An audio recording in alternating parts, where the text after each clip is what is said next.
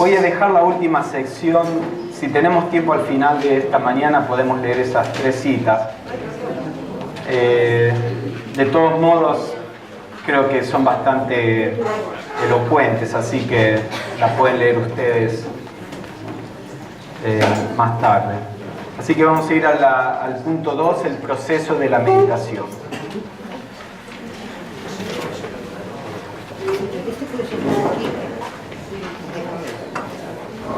Comencemos con la primera cita. En el ejercicio general de la meditación, la concentración fija la mente en el tema. La meditación la dirige en torno de éste para comprenderlo, y la contemplación lleva a la conciencia más allá de la mente. Estos 3 puntos que Slater está mencionando son 3 pasos típicos de la meditación teosófica: concentración, meditación y contemplación. Tienen un parecido a los 3 pasos de Patanjali, aunque especialmente el último no son iguales. Patanjali habla de dharana, una palabra sánscrita que significa concentración. ¿Está haciendo un poquito de eco? Lo estoy bajando. Ok. Después dhyana, que significa meditación, y samadhi, que es traducido de distintas formas, a veces como contemplación. Pero samadhi no es lo mismo que esta contemplación teosófica. El paso de contemplación en la literatura teosófica es bastante único en la literatura espiritual. Yo no lo he encontrado en mis estudios de hinduismo, de budismo, de cristianismo místico y otras tradiciones. Pero vamos a ver eso un poco más tarde. El paso de la concentración y la meditación generalmente se interpreta como algo que es una continuación. La profundización de la concentración lleva al estado de meditación. El estado de contemplación requiere un quiebre en la continuidad. Así que vamos a ver primero la concentración y la meditación. El estado de concentración no puede producirse por el mero ejercicio de la fuerza de voluntad, como algunos suponen, porque la aplicación de la voluntad sobre una mente agitada, incluso por deseos subconscientes, está destinada a producir tensión mental. Muchas veces Krishnamurti decía que una mente aquietada no es una mente quieta. Y en el proceso de meditación espiritual, como lo estamos tratando de entender, eso es una diferencia fundamental. La concentración es el dirigir la atención de un modo continuo a algún objeto de meditación o algún proceso de conciencia, dependiendo de qué técnica estamos utilizando. Y como todos experimentamos, cuando estamos tratando de concentrarnos en algo, hay una tendencia de la mente de distraerse, de ir de la atención, de ir a otros lugares. Un ejercicio preliminar para tratar de ayudar a producir la concentración puede ser de algún modo tratar de forzar a la mente a que esté atenta de algún objeto en particular. Pero eso es muy preliminar y no nos lleva en realidad al estado de concentración que es requerido.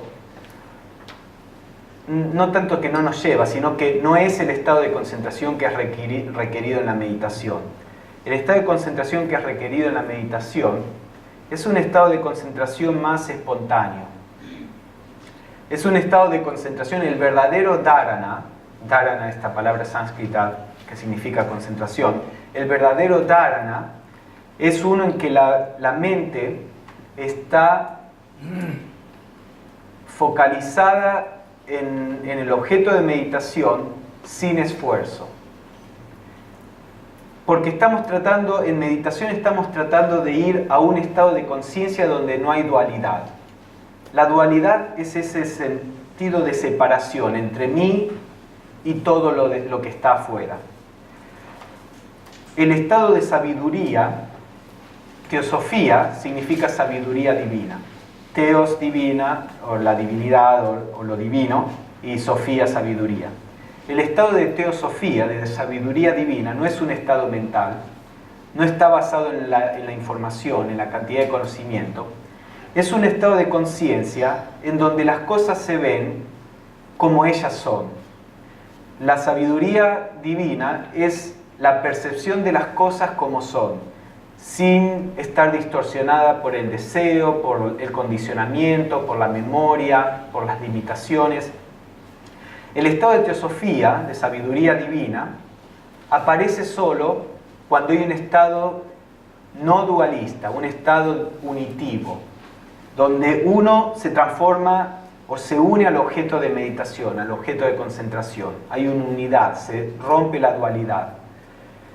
Entonces, si estamos aplicando nuestra voluntad para aquietar la mente, eso está sosteniendo la dualidad. Yo aplico mi voluntad para poner mi mente en algo distinto, o en el objeto de meditación, entonces yo soy distinto del objeto de meditación, me mantengo separado. Y la separación siempre involucra algún tipo de conflicto. Por ejemplo, si en este momento sus cuerpos no están doliendo, ustedes no lo perciben, no se dan cuenta que tienen un cuerpo. Hasta que yo mencioné esto, probablemente no estaban conscientes de su cuerpo, a menos que estuviera la espalda doliendo o algo. El conflicto genera conciencia. Nos acordamos de la comida cuando tenemos hambre. Esta conciencia dual de yo mismo y mi cuerpo, mis procesos, mis deseos, está basada en el conflicto.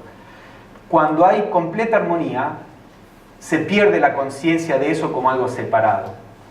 El yoga es básicamente producir una completa armonía, de modo que uno pierda la conciencia de estar separado de lo demás. Entonces, el aplicar la voluntad es una forma de conflicto. Por supuesto, al principio es la única herramienta que tenemos. Pero para llegar al verdadero estado de meditación espiritual, uno tiene que ir aprendiendo cómo moverse desde la voluntad a un estado espontáneo de conciencia, de tranquilidad, de concentración. Entonces, Taimi dice aquí que la concentración no puede producirse por medio de tratar de aquietar la mente a través de nuestra voluntad. Esto, por supuesto, implica que durante el día nuestra mente tiene que ir transformándose durante nuestra vida diaria, de modo que no sea tan activa, y que cuando nos sentemos a meditar disfrute del estar quieta. Por eso yo decía ayer que el tener momentos de silencio, de contemplación, es una parte muy importante de la vida diaria. La meditación comienza a ser posible en sus aspectos más profundos solo cuando nuestra mente ha llegado a disfrutar del estar quieta. Y para eso tenemos que trabajar en todos los otros aspectos, en adición a la meditación, todos los otros aspectos de los que hablaba ayer. Pero vamos a ver un poco más sobre la concentración y de qué modo podemos ayudar a que nuestra mente llegue a ese estado de concentración espontánea. Cada pequeño deseo insatisfecho, cada problema no resuelto, presentará una boca hambrienta desviando la atención. Para eliminar estas obstrucciones es de poca utilidad el tratar de reprimirlos y suprimirlos. Un mejor plan es reconocerlos, dedicarles un tiempo y examinarlos. Una mente que, dejando sus problemas constantemente sin resolver, es incapaz de superar tal fluctuación, no puede tener éxito en la meditación. Un problema psicológico básico que tenemos es que raramente prestamos atención a nuestra actividad psicológica, la actividad de nuestra mente y de nuestras emociones. Y porque nunca le prestamos atención, porque siempre son procesos incompletos, están constantemente recurriendo nuestra conciencia. Es importante darle la oportunidad a los movimientos psicológicos de completarse. Ustedes saben que cuando uno tiene el cerebro necesita cierto orden. Cuando uno tiene este sentimiento de que hay algo que está pendiente, nuestra mente está intranquila. Lo pendiente genera intranquilidad. Podemos entender de que hay cosas pendientes en el mundo físico, objetivo, pero no nos damos cuenta también que cuando no prestamos atención a los procesos internos, todos esos procesos quedan pendientes.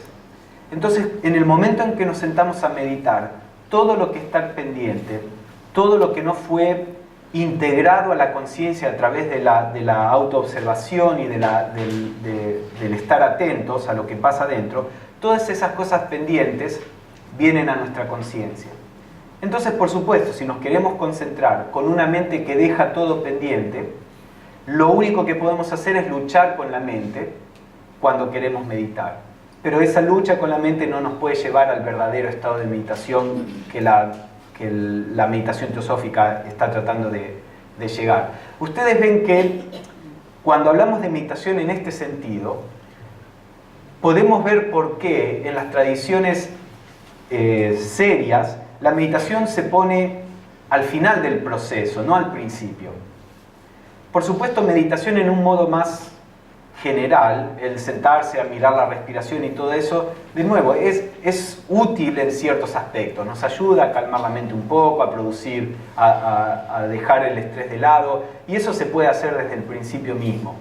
Pero la meditación, del modo en que la vamos a ir viendo, como un intento de trascender la conciencia personal, requiere toda esta otra preparación gradual que estamos viendo. Tenemos que aprender a vivir en nuestra vida en cierto estado de autoobservación para que los procesos psicológicos se puedan completar y ser integrados. Krishnamurti habla mucho de ese aspecto, de la autoobservación, como algunos otros autores. Entonces, la autoobservación es imprescindible para la meditación, como otros elementos también que hemos ido viendo. El estudiante también debe recordar que la concentración no es una cuestión de esfuerzo físico. La concentración es no tanto una cuestión de forzar a la mente para mantenerla pensando en algo, sino el dejar que continúe reposando en ese pensamiento, en perfecta calma y quietud. Aquí de nuevo está la idea no de forzar, sino de acompañar un proceso. Por ejemplo, la relajación tiene que ver con un soltar. Si en este momento tenemos nuestros hombros tensionados, por ejemplo, y ustedes se dan cuenta cómo se relajan, no es a través de un acto de voluntad, es a través de darse cuenta que estamos tensionados y al darnos cuenta, soltamos. La concentración tiene que ver con soltar, no con forzar. El forzar la concentración es como tratar de forzar la relajación. Entonces, como dice Wedgwood aquí, tenemos que aprender el arte de la concentración como un dejar que la mente naturalmente fluya y no como un forzar a la mente. Pero de nuevo, si estamos entrenando a nuestra mente constantemente a estar estimulada y distraída, entonces después cuando queremos concentrarnos tenemos que forzarla. Pero si vamos entrenando a la mente a estar más quieta, entonces la concentración es más una cuestión de relajar y de dejar que la mente descienda a un estado natural de quietud que tratar de aquietarla. La próxima. Durante un largo tiempo verán, cuando traten de meditar, que sus pensamientos se van continuamente por la tangente. Y no lo saben hasta que de repente encuentran cuán lejos se han ido. No deben dejar que esto los desaliente, porque es una experiencia común. Simplemente deben traer la mente errante de nuevo a su tarea, 100 o 1000 veces si es necesario. El problema que tenemos es que todo aspecto material del universo, y con material me refiero no solamente a lo físico, también a lo emocional, a lo mental. Desde el punto de vista teosófico, las emociones se expresan a través de materia emocional, la mente o los pensamientos a través de materia mental. Todo esto son distintos estados de materia. Y la materia en el universo tienen la característica de generar hábitos. Cuando la materia se organiza de cierto modo, después tiene la tendencia a reorganizarse de ese modo, de la misma forma. Esto es una manifestación de una de las... En el hinduismo hay una descripción de la materia como teniendo 3 cualidades que le llaman guna, 3 gunas. Una de ellas es tamas, que significa inercia. La materia tiene esta inercia que tiende a volver a la forma o a quedarse en la forma en que ha sido moldeada. Entonces, cuando nuestra mente está constantemente habituada a distraerse, en meditación va a tener la tendencia a hacer lo mismo. Una forma o algo que se necesita es el de generar el hábito opuesto.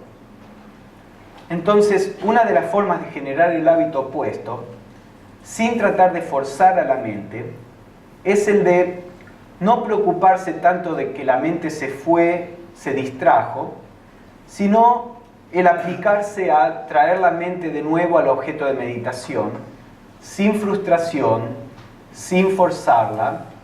Por ejemplo, si me estoy concentrando en este vaso y me doy cuenta que estoy pensando en que tengo que ir a buscar algo, entonces cuando me doy cuenta que la mente se fue, naturalmente, suavemente, digamos, sin frustración, sin violencia, me pongo a mirar el vaso de nuevo. Y entonces después la mente se va y de nuevo, sin frustración, la traemos. Es como cuando si queremos desarrollar un músculo, el músculo se desarrolla en el movimiento de flexionar y de tensar, flexionar y de tensar. Es ese movimiento rítmico el que desarrolla el músculo. Nuestra capacidad de estar concentrados, se desarrolla también en el movimiento de traer la mente al objeto de meditación, sin necesidad de, como decía, de aplicar violencia con nosotros mismos. La frustración y el forzarnos, todo eso viene de la ambición, del tratar del deseo de conseguir algo. Entonces, cuando no lo consigo, me frustro y me enojo. Todas estas son reacciones del yo personal. Si vamos a la meditación con un espíritu más de juego, un espíritu de experimentación, con humildad, sin suponer que mi mente debería estar concentrada, voy a la meditación sabiendo que esto es lo que mi mente va a hacer. Y entonces, naturalmente, todo mi objetivo es traer la mente al objeto de meditación. Esto en adición a lo que Leadbeater y Tiny y todos estos autores estaban diciendo, de que durante el día también trato de hacer eso, trato de concentrarme en lo que estoy haciendo. Entonces, esa es una forma en que podemos comenzar a contrarrestar el hábito de distracción que se ha generado en nuestros cuerpos mentales, emocional y físico. También él da otra técnica que es interesante, que está en la próxima cita. Deténgase de repente y vea qué es lo que está pensando y por qué. Trate de rastrear el pensamiento hasta su origen y probablemente se sorprenderá de encontrar cuántos pensamientos pasajeros han vagado por su cerebro en los últimos 5 minutos, solo entrando y saliendo, casi sin dejar impresión alguna. Desde el punto de vista teosófico hay 2 fuentes completamente distintas de lo que llamamos pensamiento. En la mayor parte del día no estamos realmente pensando. Simplemente estamos como regurgitando pensamientos que están flotando en el medio ambiente. Pensamiento verdadero es cuando estamos activamente usando nuestra mente, tratando de comprender algo o de hacer algo. Ahí es cuando hay un pensamiento verdadero. Pero cuando estamos caminando de aquí a nuestra habitación, nuestra mente está constantemente pensando, pero no somos nosotros los que estamos pensando. Si ustedes lo miran, es una actividad que se da automáticamente. Lo que sucede es que formas de pensamiento que están en la atmósfera mental impactan nuestro cerebro y estimulan una respuesta automática del cerebro. La mayor parte de nuestro día somos pensados por el medio ambiente, en cierta forma. No estamos pensando activamente. A medida que nos vamos dando cuenta de esto y que vamos aprendiendo a dejar de lado este pensamiento automático, entonces hay mucho más espacio para el silencio y la atención. Porque no son tantos los momentos en el día que tenemos que pensar activamente. Ustedes pueden hacer incluso algunos pequeños experimentos en su casa. Cuando están preparando el desayuno, por ejemplo. Si prestan atención, no necesitan pensar en absoluto, si es algo que lo hacen cotidianamente. Se puede hacer en completo silencio. Ustedes pueden ver casi como el cuerpo lo hace automáticamente. Van, saben dónde abrir, qué agarrar, qué poner, qué hacer. El cuerpo sabe cómo hacerlo. Y ustedes pueden estar por detrás, digamos, simplemente observando, en silencio. No hay necesidad de ningún pensamiento. No es que ustedes tienen que hacer, tengo que ir y buscar la taza y después tengo que ir y buscar esto. No hace falta. En muchas de las actividades del día no hace falta el pensamiento en absoluto. Porque ya esa actividad, por ejemplo, si están aprendiendo a conducir un auto, el pensamiento es necesario. Ustedes están pensando cada movimiento. Una vez que el cuerpo aprendió, que estas conciencias elementales de nuestros distintos cuerpos lo aprendieron, no se necesita el pensamiento para eso. Uno puede manejar todo el camino prácticamente sin pensar. Por supuesto, nuestra mente está constantemente pensando, no en manejar, el cuerpo está manejando. Nuestra mente está pensando en cualquier otra cosa, pero ese no es pensamiento verdadero. Eso es el reflejo, como decía, el eco de pensamientos de otros que impactan nuestro cerebro y despiertan memorias de nuestro propio cerebro, pero no fueron producidos por nosotros como conciencia, como alma. Entonces lo que Leadbeater dice aquí es que eso pasa mucho en meditación. Lo que nosotros como conciencia queremos hacer es focalizarnos en el vaso, por ejemplo. Pero después todos estos pensamientos empiezan a rebotar en nuestro cerebro y producir todas las distracciones que no son nuestras, no son nosotros pensando en una distracción. Es nuestra mente siendo pensada por estos pensamientos. Entonces lo que dice Leadbeater, cuando esto sucede, traten de volver al punto original, a ver cómo la distracción se generó, siguiendo la cadena de asociaciones desde el pensamiento en que estamos hacia atrás, hacia el punto para ver a dónde la cadena de asociación se disparó. Y esto es un buen entrenamiento. Primero que es divertido. Ustedes van a ver que dicen, ¿cómo terminé pensando en esto? Y cuando siguen la cadena es bastante interesante ver cómo la mente funciona. Al principio van a ver que probablemente no lo puedan hacer. Se acuerdan el último pensamiento, tal vez el anterior, y después hay un vacío que no saben cómo llegaron ahí. Pero con la práctica se genera este estado de conciencia como un trasfondo de conciencia que ustedes que retienen, incluso si no estaban realmente conscientes, se retiene en la memoria el proceso que sucedió y ustedes pueden rastrearlo. Y es una buena práctica. De hecho, Annie Besant dice que esta práctica incluso desarrolla las bases para la posibilidad de recordar vidas pasadas.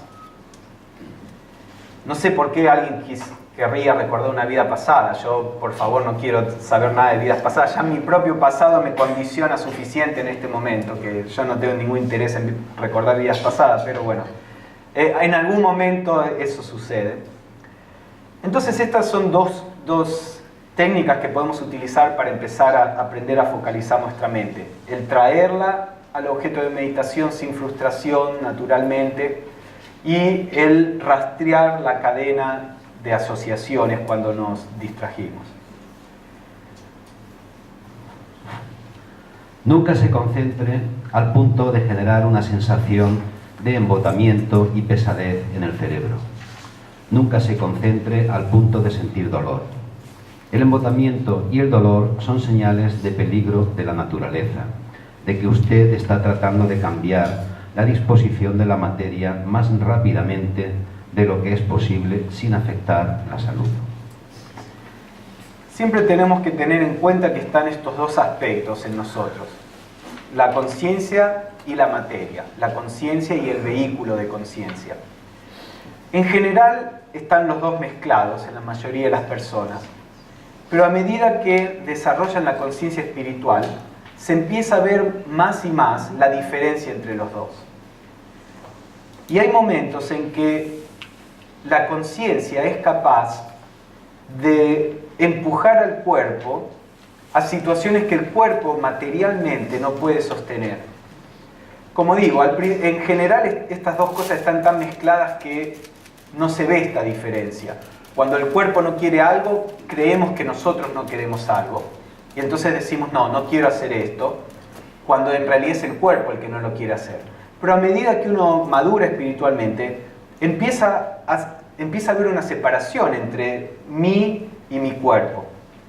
Y ahí es donde esto empieza a ser un problema, porque en la meditación, sobre todo, no sé si tanto en la concentración, pero en el punto de contemplación, esto es muy común que se dé. Hay un estado de conciencia que tiene cierta tensión o cierta energía que puede estar presionando el cerebro demasiado y que, aunque ustedes saben que pueden sostenerlo, el hecho de que empiece a haber una sensación como de presión en la frente o en la cabeza o empiece a generar dolor de cabeza, eso es una señal, como dice Anibesan, que tenemos que dejar de aplicar esa presión. Van a ver que cuando esto sucede y cuando está la separación entre la conciencia y el cuerpo, ustedes dicen, es difícil dejar de aceptar las limitaciones del cuerpo y decir, ok, voy a terminar aquí, porque ustedes como conciencia pueden seguir haciéndolo, pueden seguir manteniéndose en ese estado de contemplación. Pero cuando uno ve que el cuerpo no puede sostenerlo, uno tiene que aceptar la limitación. De a poco la práctica empieza a remodelar el cerebro de modo que pueda sostener esta presión. Pero uno tiene que estar consciente de esto. Tal vez esto no sea un punto muy importante al comienzo de la práctica, pero ténganlo en cuenta a medida que pasa la práctica, porque esto se convierte en algo importante.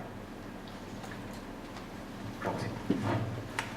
Se necesita un equilibrio perfecto, ni resistencia ni no resistencia a las distracciones, sino una quietud constante, tan fuerte que las ondas de pensamientos desde el exterior no produzcan ningún resultado, ni siquiera el resultado secundario de la conciencia de algo que debe ser resistido.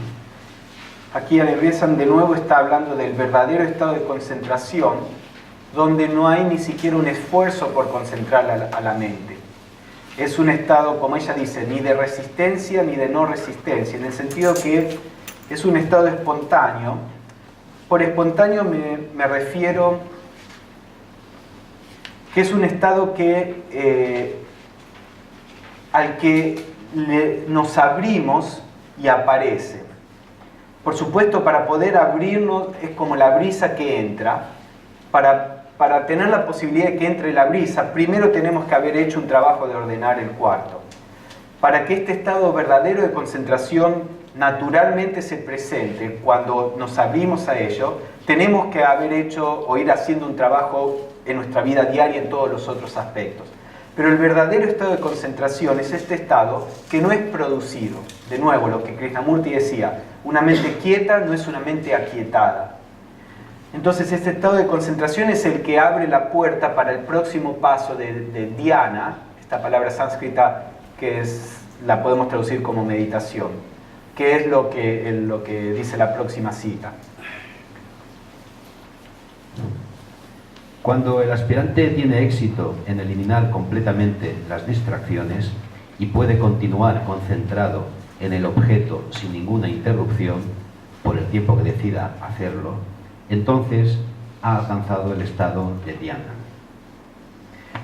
Entonces la diferencia entre concentración y dhyana como meditación es simplemente la ausencia de todo esfuerzo para estar concentrado. Al comienzo uno está haciendo algún tipo de esfuerzo para focalizar la mente, y cuando ese estado se torna estable, natural, entonces estamos en el estado de meditación. No es necesario que uno se pregunte, estoy en concentración, estoy en meditación. Ese mismo pensamiento es una distracción. Le ponemos nombre a estos estados simplemente para poder hablar de ellos. Cuando uno está en el proceso de meditación no tiene importancia de en qué estado estamos, uno simplemente tiene que sumergirse en el proceso que uno está tratando de hacer. Y la próxima cita es más o menos lo mismo. La concentración produce una conciencia totalmente despierta, la conciencia en su máxima expresión. Y en la meditación, esta alertidad completa es preservada y aplicada a la profunda reflexión sobre el tema escogido. Entonces, cuando la mente está en ese estado de espontáneo de concentración, podemos aplicar distintas técnicas que las vamos a ver, y eso es la parte, lo que llamamos meditación. Por supuesto, no es que uno tiene que esperar a que el estado verdadero de concentración se presente antes que uno pueda intentar meditar, porque la forma en que este estado se va a ir presentando es a través de la práctica de la meditación. Pero lo que es importante es saber que algunas personas dicen: no, yo no medito porque me siento a meditar y no pasa nada. Bueno, no va a pasar nada hasta que este estado de concentración pueda aparecer espontáneamente, pero este estado no va a aparecer espontáneamente a menos de que ustedes hayan practicado la meditación. De nuevo, es como aprender a tocar el piano. La verdadera música se puede comenzar a hacer después que ustedes se han entrenado. Al principio no están haciendo verdadera música, pero ustedes pueden llegar a hacer verdadera música a través del intentar hacer música cuando no lo pueden hacer. Entonces estas dos cosas están conectadas. La verdadera meditación aparece cuando se alcanza el verdadero estado de concentración y de meditación, pero a ese estado se llega a través del pretender, de algún modo, que podemos meditar. Cuando uno está aprendiendo a tocar el piano, uno pretende que sabe cómo tocar el piano, entonces trata de hacerlo. Lo mismo con la práctica de la meditación, no es meditación verdadera, pero nos puede llevar eventualmente a la meditación verdadera. Entonces, la importancia de comprender este proceso es que uno no se sienta desalentado. Las personas se creen que porque no pueden meditar, están haciendo algo mal, o no son capaces de meditar. Y no, es el proceso normal, natural. Incluso con algo tan trivial como obtener un título académico, tenemos que emplear cuántas horas de estudio y de aplicación, algo que es muchísimo más trascendente, como descubrir la naturaleza divina del universo. Por supuesto que va a requerir cierta dedicación. Entonces es natural que el proceso de meditación lleve cierto tiempo, cierta práctica, no hay por qué desalentarse, pero lentamente, a medida que vamos haciéndolo, incluso sin poder llegar a estos estados, eso es lo que no leímos en la parte anterior, déjenme que les lea, ya que estoy hablando de eso, sobre el resultado de la meditación. En la página 3, dice, la primera cita del Leadbeater dice: aunque el hombre en su meditación diaria pueda observar poco progreso y pueda parecerle que sus esfuerzos son totalmente insatisfactorios y sin resultados, un clarividente que lo observe verá exactamente cómo sus cuerpos astral o emocional y mental están pasando lentamente del caos hacia el orden, expandiéndose paulatinamente y aprendiendo gradualmente a responder a vibraciones más elevadas. Entonces, toda esta práctica va generando un cambio en los cuerpos internos que no se puede ver al nivel de nuestra conciencia física, pero que son necesarios para que el verdadero proceso de meditación suceda. Entonces, de nuevo, ustedes ven que la ausencia de ambición tiene que estar desde el principio. Si somos ambiciosos, eso mismo va a impedir que la meditación se produzca. La espiritualidad, uno tiene que comenzar y terminar más allá del yo personal, en cierto sentido. Por supuesto, siempre comenzamos del yo personal, pero los elementos del yo personal son siempre un obstáculo. Si vamos a la meditación con ambición, va a ser más difícil que tengamos la perseverancia de practicar la meditación hasta que puedan venir resultados que sean más visibles. ¿Algún comentario o pregunta sobre esto?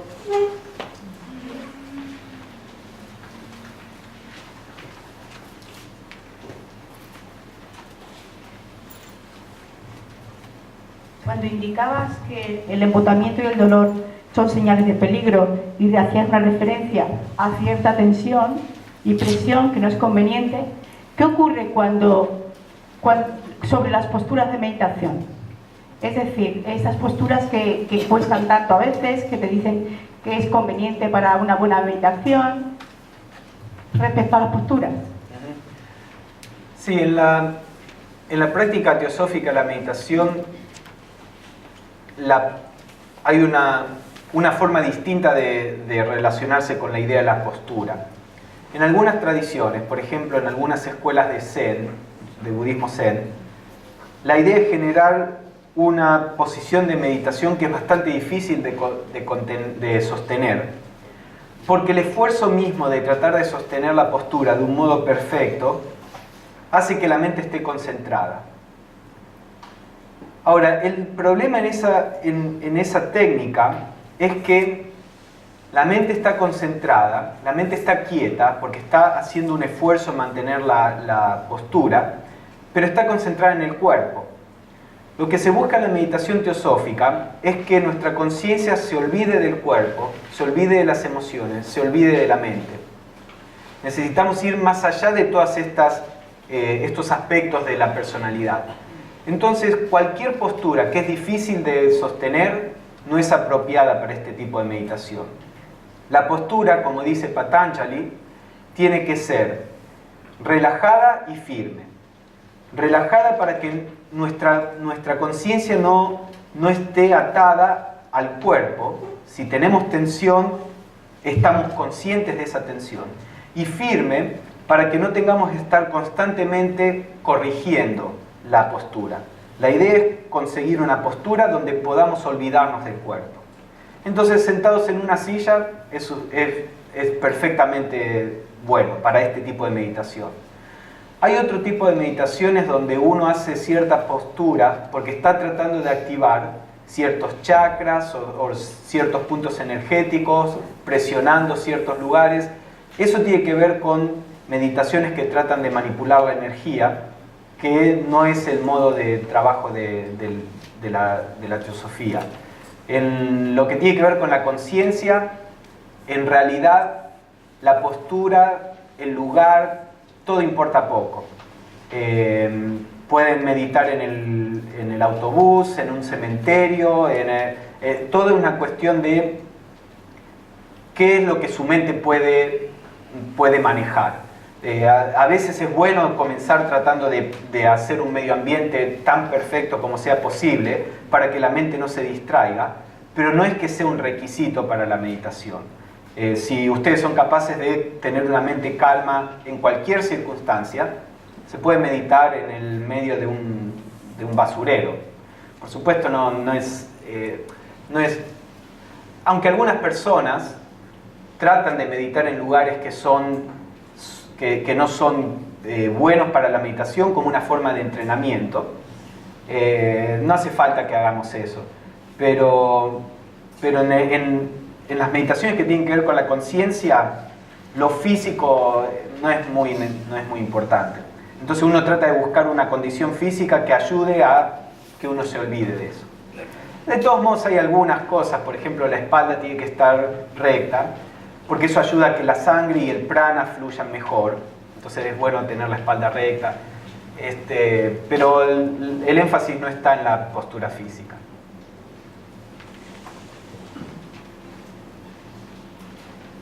Bueno, continuemos con el último punto es la contemplación. Antes de leer estas citas, la idea vimos que la concentración y la meditación es un proceso progresivo de aquietar la mente y que se focalice en el objeto de meditación. La contemplación produce una ruptura en la continuidad. Es el intento de dejar de lado toda actividad mental y esperar en silencio con una mente completamente alerta. Por ejemplo, supongamos, hay distintas técnicas de meditación. Supongamos que estamos reflexionando sobre algo. Entonces uno reflexiona, trata de comprender el concepto espiritual sobre el que está reflexionando en su máxima expresión, lo más que se puede a través de una reflexión mental. Y cuando se llega al máximo punto de comprensión mental, uno frena, deja de lado todo pensamiento y se queda en un estado de silencio con toda la concentración y la conciencia que se ha generado en el ejercicio de la meditación, en un estado de silencio abierto a una influencia de lo superior. Es como las técnicas de meditación son como un bote que usamos para cruzar un río. Este es un ejemplo que el Buda daba, pero cuando uno llega a la otra orilla, no se baja del bote y lo carga sobre sus hombros y sigue caminando con el bote en sus hombros. El bote se deja y se salta hacia la otra orilla. La técnica de meditación en sí misma es solo un medio para dirigirnos, para llevarnos al punto más elevado al que podamos llegar a través de un esfuerzo mental o de una actividad mental. Y la contemplación es saltar, es dejar el bote detrás, es dejar la técnica de meditación detrás y saltar al vacío, en cierto modo, para poder ir más allá de la mente. Entonces, la técnica de meditación debe siempre, o nuestra práctica de meditación debe siempre terminar por abandonar la técnica de meditación. Si están visualizando, la visualización se abandona. Si están reflexionando, la reflexión se abandona. Si están prestando atención a algo en particular, la atención se retira y se abandona el objeto de atención. La contemplación es ese salto donde cualquier tipo de intento o actividad mental se deja detrás para que algo superior pueda venir. Entonces, con eso de trasfondo vamos a leer las citas. Los antiguos maestros de meditación... En la página 6... sí, tenías razón. Yo estaba en la página incorrecta. Los antiguos maestros de meditación sostenían que en el estadio superior de nuestra secuencia de razonamiento existe una doble contemplación. La primera confiere una intuición acerca del objeto de meditación, por lo cual la mente obtiene un contacto más estrecho con éste, recibiendo su lección más elevada, mientras que la segunda nos lleva más allá de la mente. Dos cosas pueden pasar en el estado de contemplación, o en el intento de contemplación.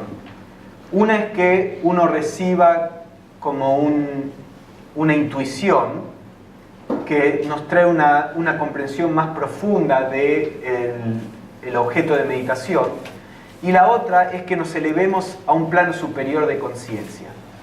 Entonces es inspiración o es el elevarnos a un estado superior de conciencia. Vamos a ver eso un poco después, pero saltemos la próxima cita, la vamos a leer después, y vamos a lo que dice contemplación negativa.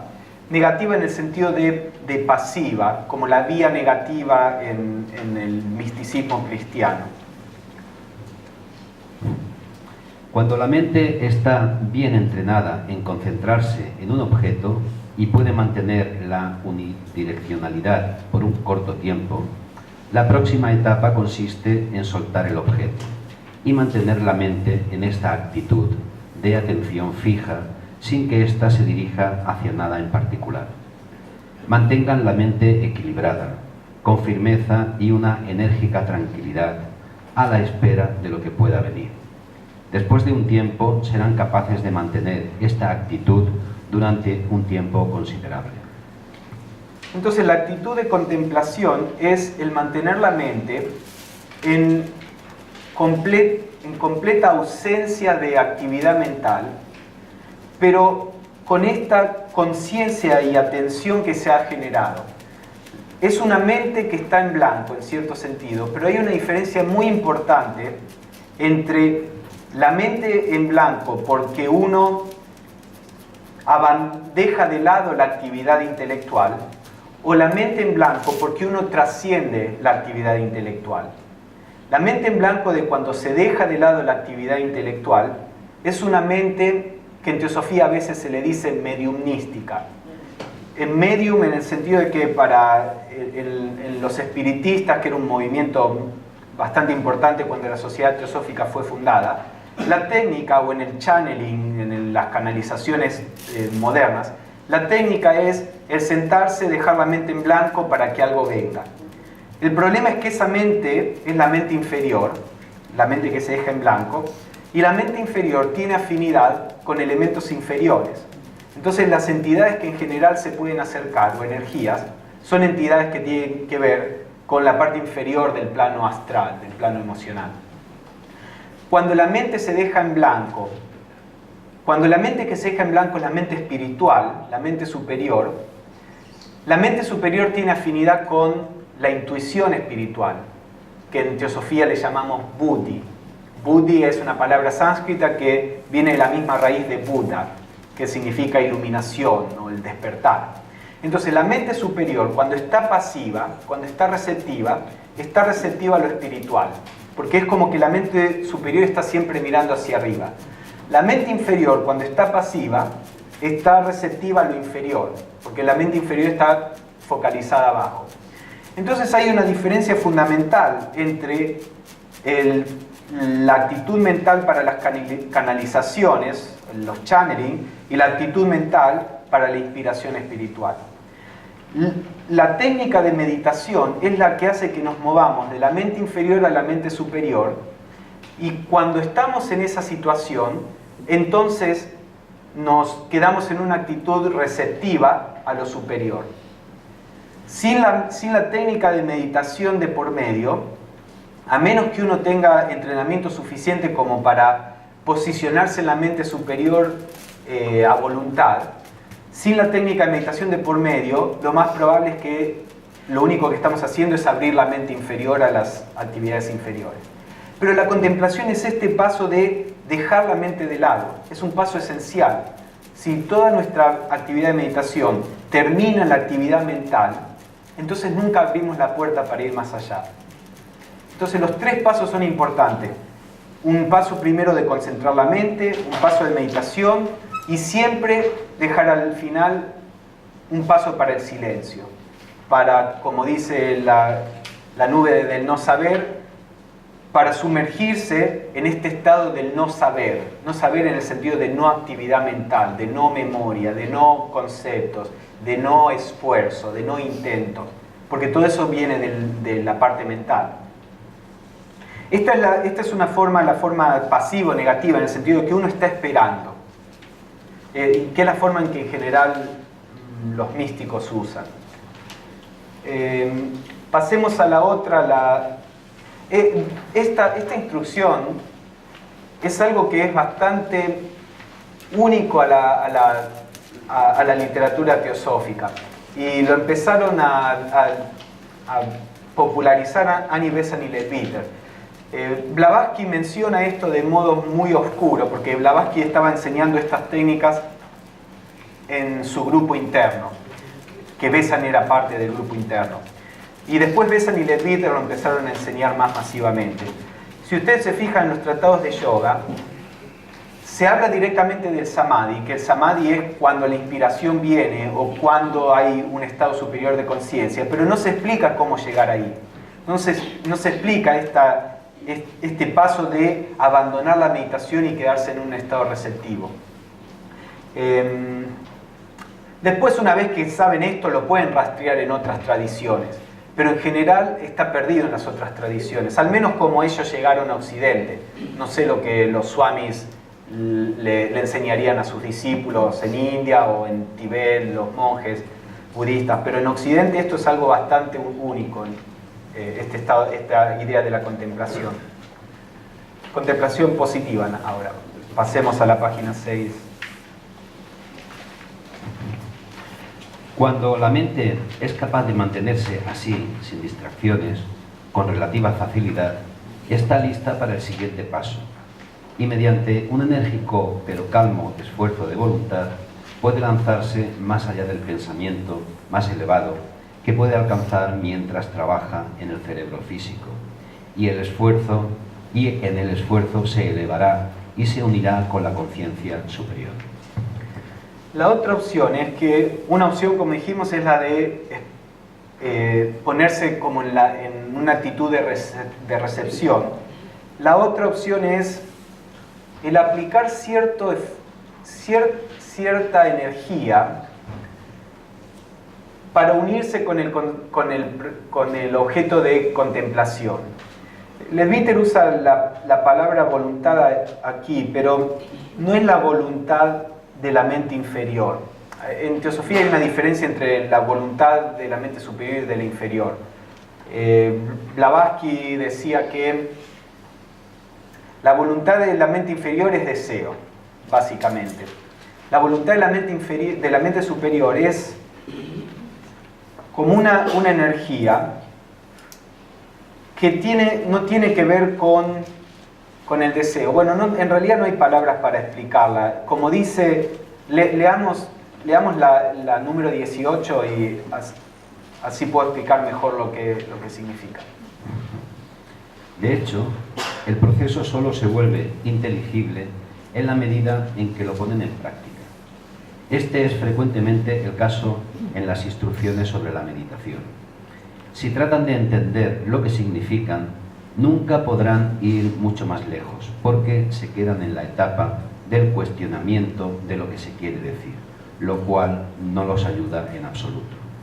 Traten de comenzar a hacerlo y, a medida que lo hagan, se tornará más claro, porque el poder está en ustedes y ustedes lo estarán invocando. Se lo invoca por medio del hacer.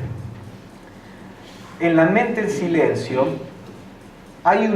está la posibilidad de una fuerza, de una energía, que le podemos llamar voluntad si queremos, pero que ustedes van a ver que es una energía distinta de la voluntad que conocemos en general, que está mediada por el pensamiento. Es una capacidad de ejercer cierta energía que es calma, que es distinta, tiene una cualidad distinta. No tenemos, en realidad, nuestro lenguaje fue diseñado para describir objetos. Entonces, cuando tenemos que describir procesos de conciencia que están más allá del mundo de los objetos, no tenemos las palabras. Y esa es una limitación intrínseca en tratar de comprender estados de conciencia superior. No palabras son adecuadas. Entonces, llamémoslo voluntad, pero sepan que es una voluntad, una cualidad distinta. Cuando estén en un estado, a medida que uno se entrena, digamos, en esto, cuando están en un estado de silencio, lo van a ver y lo van a reconocer. Van a decir, esto es lo que Anibesan estaba diciendo. Y van a ver que es un tipo de voluntad que es distinta del tipo de la voluntad que en general conocemos. Entonces, cuando la mente está en ese estado de silencio atento, está la posibilidad como de empujar hacia fundirnos con el objeto de meditación. Y en ese empuje para tratar de fundirnos con el objeto de meditación, también puede suceder que uno pase a un plano superior de conciencia o que se reciba una inspiración. Entonces, básicamente, este punto, lo único que quería señalar son estas dos posibilidades en la contemplación. Las dos están relacionadas con dejar de lado toda actividad del pensamiento, que la mente quede en un estado de completa atención y silencio, y ahí uno puede o esperar por lo superior, como si uno estuviera tratando de escuchar un sonido muy sutil. Si yo les digo, ¿escuchan ese canto de un pájaro que está bien lejos? Entonces ustedes prestan atención con expectativa, como esperando escuchar algo.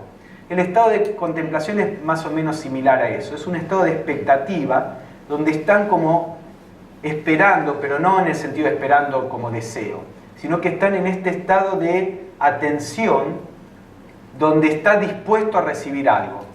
Ese es el estado de contemplación pasiva o negativa, y el estado de contemplación positiva es este otro en donde uno es como que está empujando su conciencia para que se expanda y se funda con el objeto de meditación.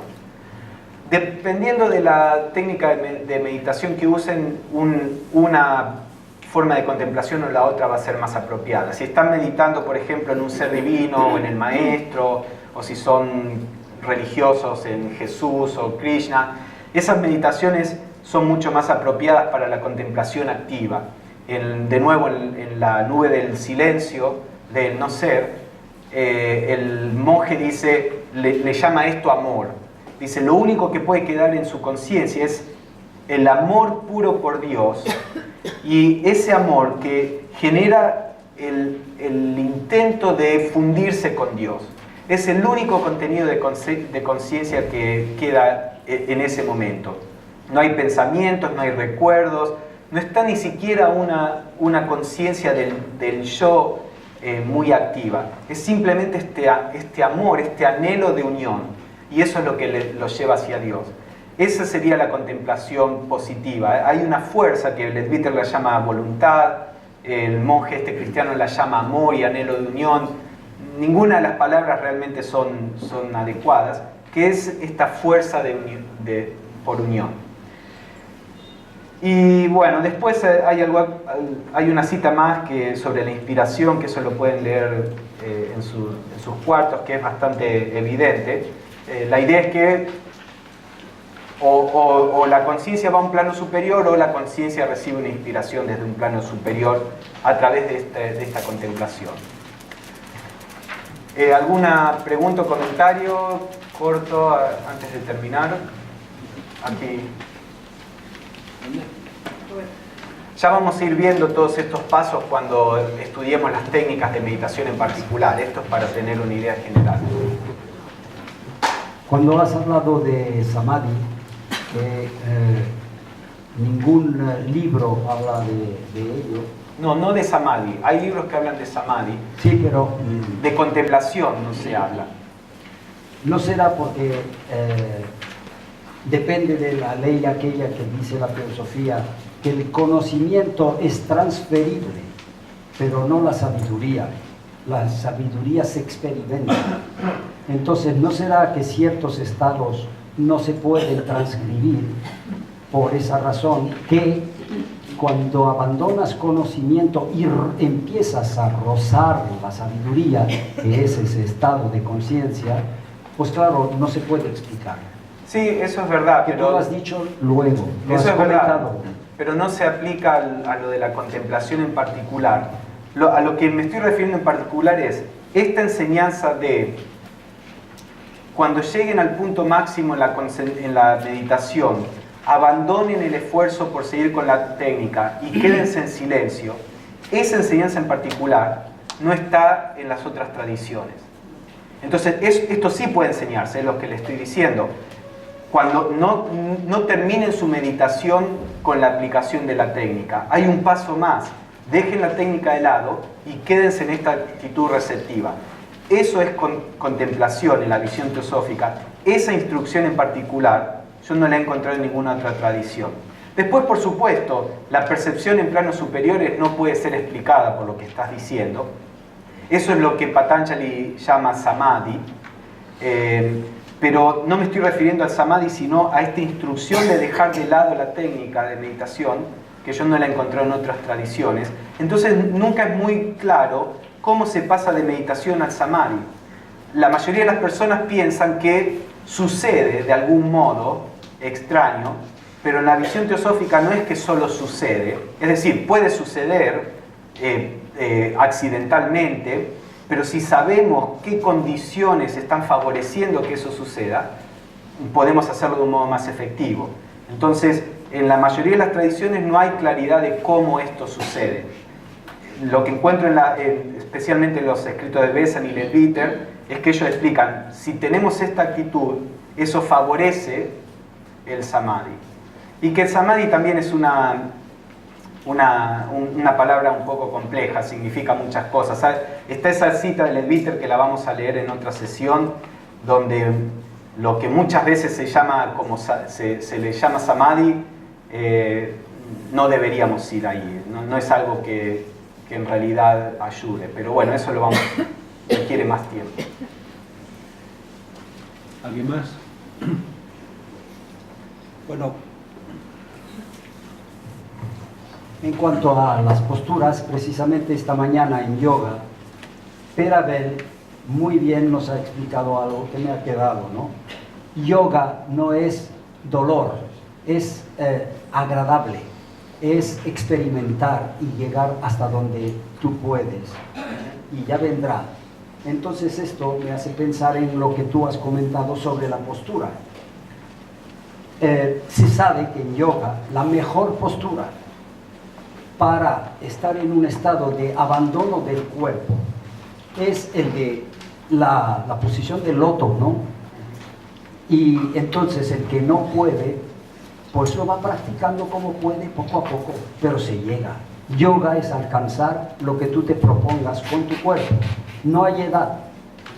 ¿Me explico? Sí, eso en yoga. En la visión teosófica no se pone tanto énfasis en la postura del loto.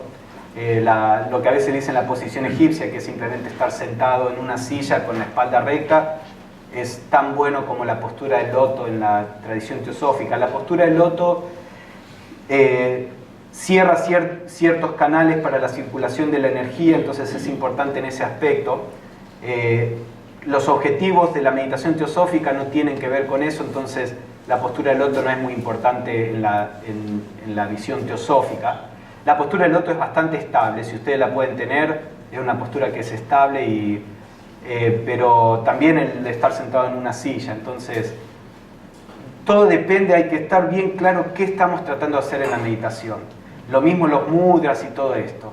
Si están tratando de hacer ciertas cosas, los mudras son necesarios. Si están tratando de hacer otras cosas, los mudras no son necesarios para nada. Todo esto es una ciencia. Tenemos que entender para qué son los distintos elementos y cuándo hay que aplicarlos, para qué resultados. Entonces, desde el punto de vista teosófico, el yoga es importante para que podamos encontrar una posición, una postura relajada y firme. El Dr. Tiny meditaba acostado. La columna está recta, es perfectamente posible. Lo que pasa es que si uno no está entrenado tiende a dormirse. Pero la postura, cuando estamos hablando de estados de conciencia, no de energía, la postura no tiene demasiada importancia mientras no esté interrumpiendo la concentración, entonces no tiene mucha importancia. Bueno, tenemos que ir terminando. ¿Qué prefieren? Bueno, los que se tengan que ir, no sé, yo no quiero dejar preguntas sin contestar a comentarios, pero también tenemos que terminar. ¿Qué hacemos? 5 minutos más. El que se tenga que ir, si alguien se tiene que ir, está cansado, por favor, yo no me ofendo ni nada, siéntanse libres de ir. Sí. Bueno, yo con mi camino del yoga me he encontrado incluso conmigo también, con mi experiencia personal, que se llega un momento que uno quizás llega a este momento que tú has dicho, ¿no? De soltar y pasar a la mente, no la mente, sino este espacio de inspiración, de buddhi, bueno, no de samadhi, pero puede que muchas personas hayan hecho el trabajo de la personalidad, de la purificación, de lo primero que has contado o que has explicado, pero veo que una de las cosas que cuesta más de soltar en las personas es el miedo a quedarse solos. Cuando llegan allí, es como una oscuridad y me siento como colgado, sin nada a coger, o sea, ayudas o gurús o ayudas mentales o psicológicas, y me encuentro ahí solo. No tienen la confianza suficiente para poder hacer este paso. Y han hecho todo el proceso quizás, pero este miedo no les cuesta muchísimo. Pero eso es porque en el estado de contemplación el yo personal se disuelve, desaparece, muere.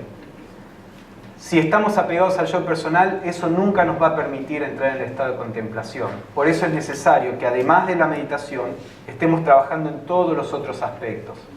El yo personal desaparece en ese estado, pero cuando una persona está creciendo de un modo integral, esa persona ya empieza a descubrir la felicidad, la armonía que existe cuando el yo no está.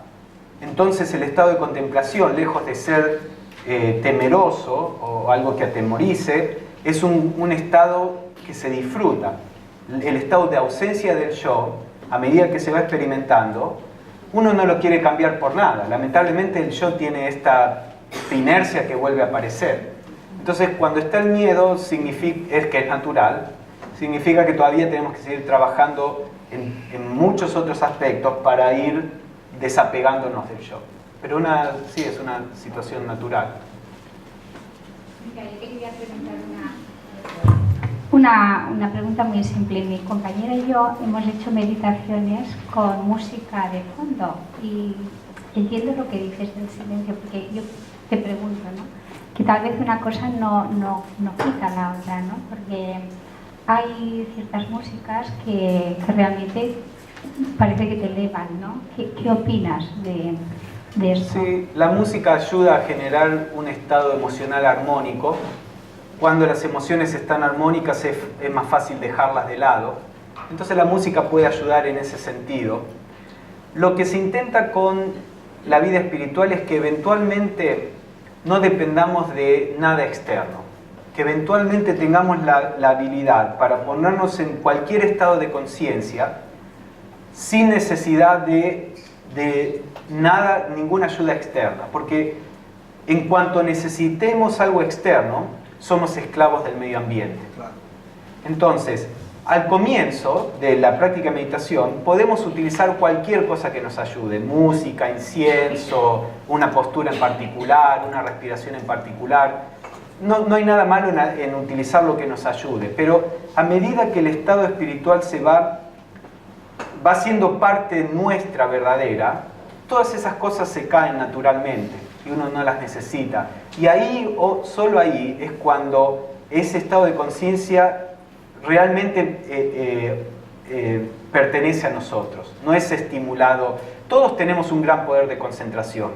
Cuando estamos viendo una película, podemos estar absorbidos en la película, alguien nos puede estar hablando y nosotros ni lo escuchamos. La mente tiene la posibilidad de concentrarse. El problema es que no tenemos la habilidad como almas de producir esa concentración en la mente por medio de nuestra voluntad en vez de por medio de la atracción. Entonces, cuando usamos cosas externas para producir un estado, eso no es lo mismo que cuando el alma es capaz de producir ese estado. Estamos produciéndolo desde afuera por medio de cosas que atraen a la personalidad. Que, como digo, son importantes al principio porque remueven un poco los obstáculos, pero esencialmente a lo que debemos llegar es que eventualmente sea el alma la ley, no cosas externas, y que el alma pueda producir armonía en este momento cuando lo quiere, en cualquier momento. Pero mientras tanto se puede usar. Creo que podemos frenar aquí. ¿Había una más? ¿De este lado? ¿No? Yo no tengo problema, es más por ustedes. Ya está. Bueno, muchas gracias a todos. La dualidad. Yo aplico mi voluntad para poner mi mente en algo distinto o en el objeto de meditación. Entonces yo soy distinto del objeto de meditación. Me mantengo separado. Y la separación siempre involucra algún tipo de conflicto. Por ejemplo, si en este momento sus cuerpos no están doliendo, ustedes no lo perciben, no se dan cuenta que tienen un cuerpo. Hasta que yo mencioné esto, probablemente no estaban conscientes de su cuerpo, a menos que estuviera la espalda doliendo o algo. El conflicto genera conciencia. Nos acordamos de la comida cuando tenemos hambre. Esta conciencia dual de yo mismo y mi cuerpo, mis procesos, mis deseos, está basada en el conflicto. Cuando hay completa armonía, se pierde la conciencia de eso como algo separado. El yoga es básicamente producir una completa armonía, de modo que uno pierda la conciencia de estar separado de lo demás. Entonces, el aplicar la voluntad es una forma de conflicto. Por supuesto, al principio es la única herramienta que tenemos, pero para llegar al verdadero estado de meditación espiritual, uno tiene que ir aprendiendo cómo moverse desde la voluntad a un estado espontáneo de conciencia, de tranquilidad, de concentración. Entonces, Taimi dice aquí que la concentración no puede producirse por medio de tratar de aquietar la mente a través de nuestra voluntad. Esto, por supuesto, implica que durante el día nuestra mente tiene que ir transformándose durante nuestra vida diaria, de modo que no sea tan activa, y que cuando nos sentemos a meditar disfrute del estar quieta. Por eso yo decía ayer que el tener momentos de silencio, de contemplación, es una parte muy importante en la vida diaria. La meditación comienza a ser posible en sus aspectos más profundos solo cuando nuestra mente ha llegado a disfrutar del estar quieta. Y para eso tenemos que trabajar en todos los otros aspectos, en adición a la meditación, todos los otros aspectos de los que hablaba ayer. Pero vamos a ver un poco más sobre la concentración y de qué modo podemos ayudar a que nuestra mente llegue a ese estado de concentración espontánea. Cada pequeño deseo insatisfecho, cada problema no resuelto, presentará una boca hambrienta desviando la atención. Para eliminar estas obstrucciones es de poca utilidad el tratar de reprimirlos y suprimirlos. Un mejor plan es reconocerlos, dedicarles un tiempo y examinarlos. Una mente que, dejando sus problemas constantemente sin resolver, es incapaz de superar tal fluctuación, no puede tener éxito en la meditación. Un problema psicológico básico que tenemos es que raramente prestamos atención a nuestra actividad psicológica, la actividad de nuestra mente y de nuestras emociones. Y porque nunca le prestamos atención, porque siempre son procesos incompletos, están constantemente recurriendo nuestra conciencia.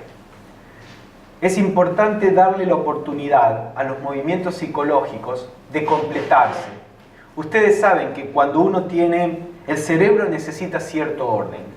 Cuando uno tiene este sentimiento de que hay algo que está pendiente, nos lleva en realidad al estado de concentración que es requerido. No tanto que no nos lleva, sino que no es el estado de concentración que es requerido en la meditación. El estado de concentración que es requerido en la meditación es un estado de concentración más espontáneo. Es un estado de concentración, el verdadero dharana, esta palabra sánscrita que significa concentración, el verdadero dharana es uno en que la mente está focalizada en el objeto de meditación sin esfuerzo. Porque en meditación estamos tratando de ir a un estado de conciencia donde no hay dualidad. La dualidad es ese sentido de separación entre mí y todo lo que está afuera. El estado de sabiduría, teosofía, significa sabiduría divina. Teos, divina, o la divinidad, o lo divino, y sofía, sabiduría. El estado de teosofía, de sabiduría divina, no es un estado mental, no está basado en la información, en la cantidad de conocimiento. Es un estado de conciencia en donde las cosas se ven como ellas son.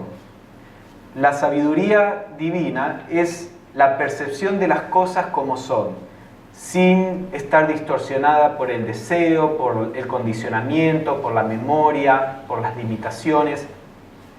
El estado de teosofía, de sabiduría divina, aparece solo cuando hay un estado no dualista, un estado unitivo, donde uno se transforma o se une al objeto de meditación, al objeto de concentración. Hay una unidad, se rompe la dualidad. Entonces, si estamos aplicando nuestra voluntad para aquietar la mente, Eso está sosteniendo la literatura espiritual. Yo no lo he encontrado en mis estudios de hinduismo, de budismo, de cristianismo místico y otras tradiciones.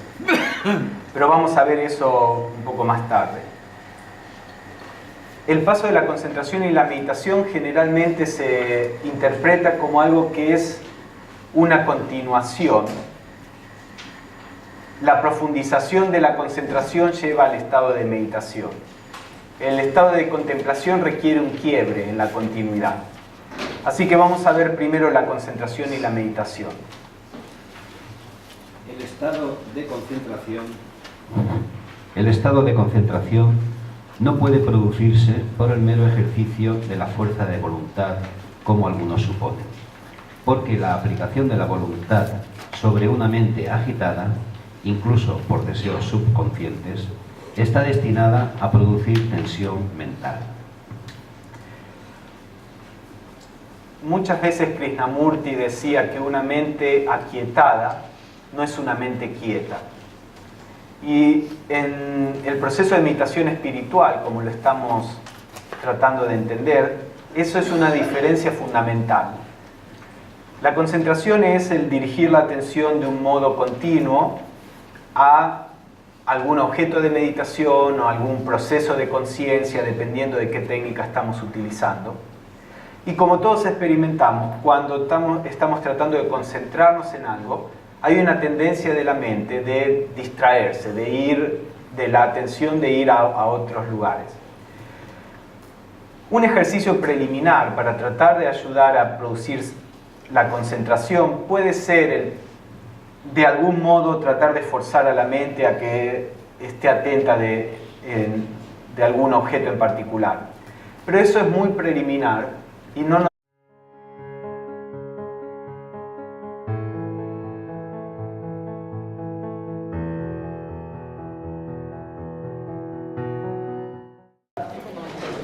Voy a dejar la última sección. Si tenemos tiempo al final de esta mañana podemos leer esas 3 citas. De todos modos, creo que son bastante elocuentes, así que las pueden leer ustedes más tarde. Así que vamos a ir al punto 2, el proceso de la meditación.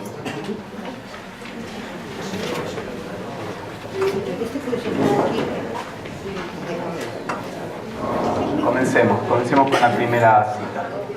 En el ejercicio general de la meditación, la concentración fija la mente en el tema. La meditación la dirige en torno de éste para comprenderlo, y la contemplación lleva a la conciencia más allá de la mente. Estos 3 puntos que Slater está mencionando son 3 pasos típicos de la meditación teosófica: concentración, meditación y contemplación.